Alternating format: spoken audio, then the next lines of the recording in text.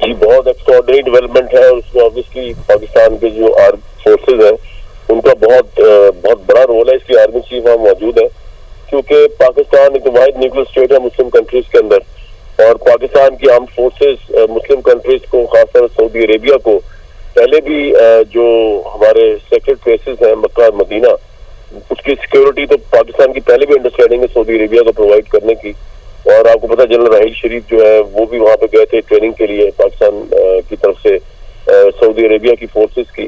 तो ये इस वक्त जो मौजूदा क़यादत है फौज की जनरल आसिम मुनीर, ये मुझे तो लगता है उनका ये सारा आइडिया है। उन्होंने सिचुएशन को देखा है जो इसराइल की डेवलप हुई, और उसके बाद ये बहुत बड़ी डेवलपमेंट है कि पाकिस्तान तो हमेशा कमिटेड रहा है सऊदी अरब के साथ, अब ऑफिशियली भी कमिटेड हो गया। लेकिन उससे बड़ी बात यह है कि इंडिया के लिए जो मैसेज है, इसराइल के लिए तो है लेकिन इंडिया के लिए बड़ा मैसेज, इसराइल के लिए मैसेज है पाकिस्तान के पॉइंट ऑफ व्यू से।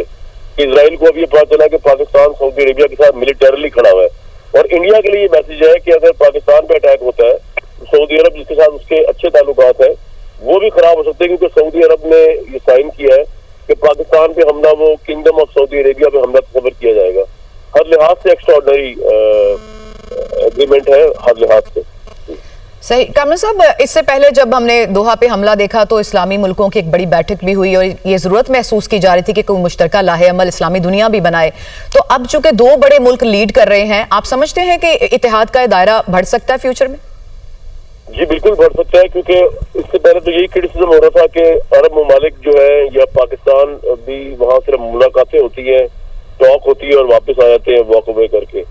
अब की दफा ऐसा नहीं नजर आया। ये जो मौजूदा एग्रीमेंट हुआ है, पाकिस्तान की आर्म फोर्सेस कमिट हुई हैं सऊदी अरेबिया के साथ, सऊदी अरेबिया कमिट हुआ है पाकिस्तान के साथ, ये दूसरे मुस्लिम कंट्रीज जो है उनके लिए भी एक बहुत बड़ा इनिशिएटिव होगा कि वो इस अलायंस के अंदर आ जाए। और हम हो सकता है आइंदा आने वाले कुछ दिनों में नेटो टाइप का एक अलायंस देखें जिसके अंदर तमाम अरब कंट्रीज, तमाम बल्कि अरब भी नहीं कहूंगा मैं, तमाम इस्लामिक कंट्रीज जो है अपने मेजर डिफरेंसेस को साइड पर रखकर इसराइल के खिलाफ एटलीस्ट मुतहद हो जाए। ये इसराइल के लिए बड़ी बुरी खबर है, ये इंडिया के लिए बड़ी बुरी खबर है। तो मैं समझता हूँ बिल्कुल ये एक इंकरेजिंग पॉइंट है दूसरी इस्लामिक कंट्रीज के लिए भी। और पाकिस्तान हर लिहाज से लीड करेगा, क्योंकि इस खत्ते में अगर किसी की सबसे बड़ी आर्म फोर्स पावर है, एयर फोर्स पावर है, न्यूक्लियर पावर है, वो पाकिस्तान है। उसके बाद किसी और मुसलमान कंट्री में सबसे टॉप पे सिर्फ पाकिस्तान है।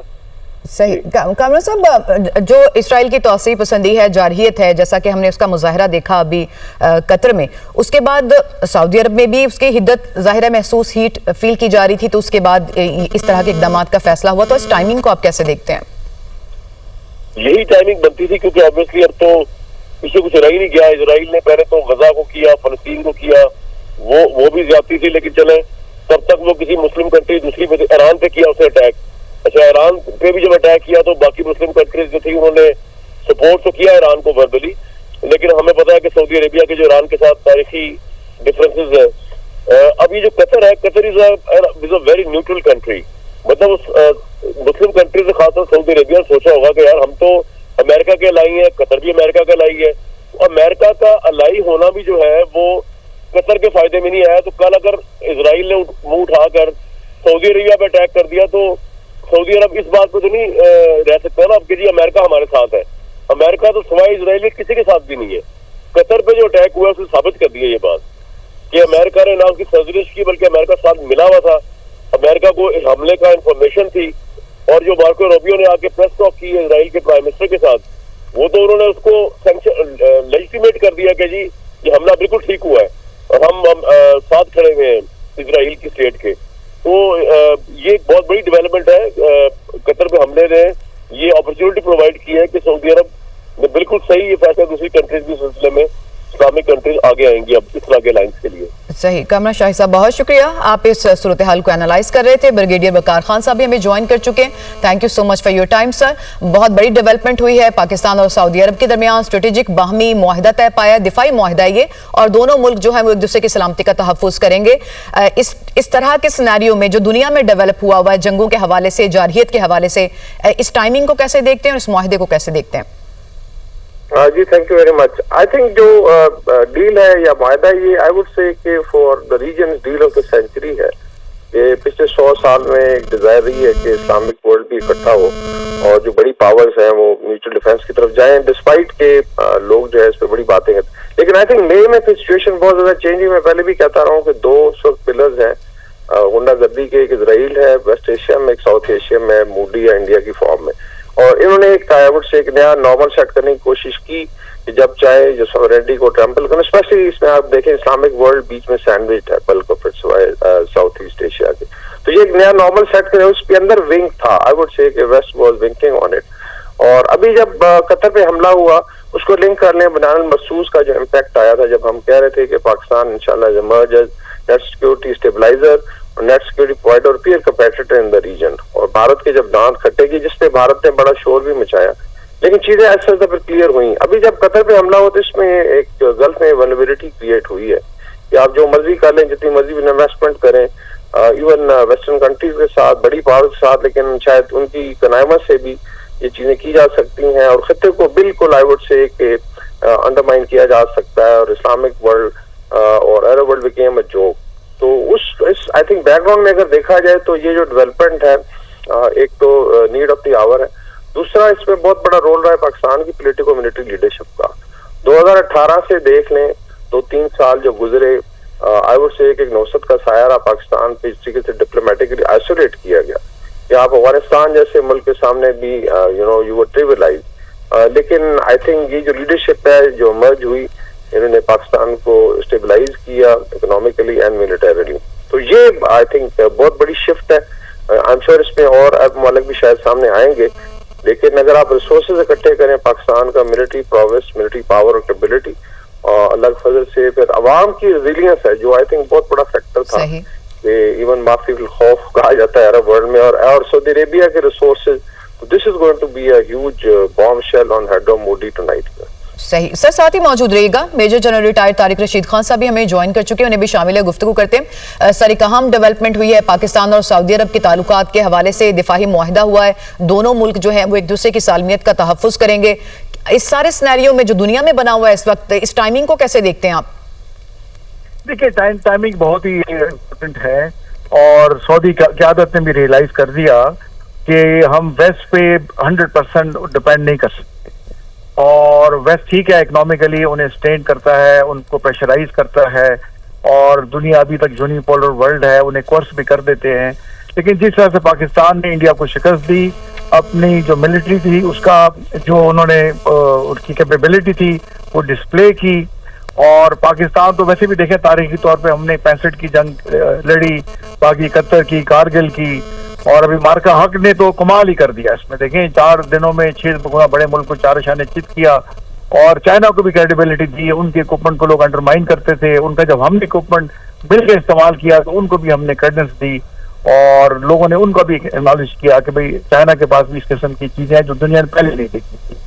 तो अब ये सऊदी अरेबिया, जैसे आपको पता है कि दुनिया के सब खासतौर पर ओएसी ममालिक में 57 में सबसे इक़्तिसादी तौर पर ताकतवर मुल्क है, और पाकिस्तान मिलिटरीली जो है इस वक्त दुनिया की पहली दूसरी ताकतवर मिलिट्रीज में आता है। तो ये पाकिस्तान की जो पॉलिटिकल इसको डिप्लोमेसी कह लें, सफारती डिप्लोमेसी कह लें, और खासतौर पर मिलिट्री डिप्लोमेसी तो है, ये उसकी अचीवमेंट है। और अब पाकिस्तान और सऊदी अरेबिया दुनिया के तमाम मामलात में अब इकट्ठे होकर चलेंगे, और पाकिस्तान के लिए तो बहुत ही लैंडमार्क एग्रीमेंट है, खासतौर पर क्योंकि हमारा इनके हमें अंडरमाइन करता था, इनका बहुत बड़ा डायस्पोरा वहाँ बैठा हुआ है, और सऊदी अरेबिया में हम किसी वक्त उनसे कह सकते हैं कि इनको वापस भेजें अगर हमसे कश्मीर का मसला हल नहीं करते, और इंडस वाटर ट्रीटी पे हमसे एग्रीमेंट नहीं जो है वापस लेते, जो बयानबाजी कर रहे हैं, और कश्मीर का मसला भी आप देखें हल होगा इंशाल्लाह। सही, तो आप समझते हैं कि दोनों मुल्कों के लिए ये विन विन की सिचुएशन होगी इस मुआहिदे के बाद।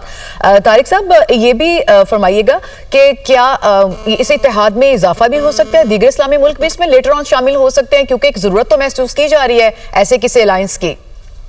देखिए, एक ओआईसी का फोरम है जिसमें 57 इस्लामी ममालिक है, बट समहाउ अपने छोटे इंटरेस्ट में बड़े उम्मा के कॉन्सेप्ट को वो अंडरमाइन कर रहे थे। और हम ये पहले भी बात कर सकते हैं कि 57 ममालिक को इकट्ठा रखना मुश्किल हो जाता है, बिकॉज 57 ममालिक का मतलब है कि 57 उसमें पर्सनैलिटीज बैठी हुई, हेड ऑफ स्टेट्स बने हुए हैं। बट ये बात जरूर होती थी कि पाकिस्तान को मिलिटरीली बहुत स्ट्रांग है, और सऊदी अरेबिया क्योंकि इकोनॉमिकली बहुत स्ट्रांग है, तो ये अगर किसी तरीके से मिल जाए तो ये बहुत ही बड़ा एक मजबूत मुल्क बन सकता है। तो अल्लाह का करम हुआ है, और इसमें जो लोगों की दुआएं थी, और पाकिस्तान खास तौर पे अवाम के सपोर्ट के साथ जो हमने जंग जीती, और उसमें अपने जैसे मैंने कहा 6 गुना बड़े को हमने शिकस्त दी। तो और जैसे इजराइल ने कतर पे देखें, इतना बड़ा वहां अमेरिकन अड्डा था, 10,000 से लोग वहां बैठे हुए थे। सबसे बड़ा गल्फ में अड्डा जो था अल-अदीद एयरपोर्ट पे, अल-अदीद एयरबेस पे था अमेरिका का, लेकिन कुछ नहीं कर सके। और कतर एक बड़ी छोटा सा मुल्क तो जरूर है, बट वो बड़ा एक अमीर मुल्क है, कुछ भी नहीं कर सकते। तो जब तक आपका दिफा मजबूत ना हो, जब तक आपके पास मजबूत मिलिट्री ना हो, जब तक आपके पास एक क्रेडिबल डेटर्स ना हो, जो कि सिर्फ पाकिस्तान के पास है, तो सऊदी अरेबिया ने इसको रियलाइज किया और पाकिस्तान के साथ उन्होंने ये तारीखी मायदा साइन किया है। ये पाकिस्तान के लिए बहुत ही एक, मैं कहूँगा, तारीखी लम्हा है और एक हिस्टोरिक अचीवमेंट है।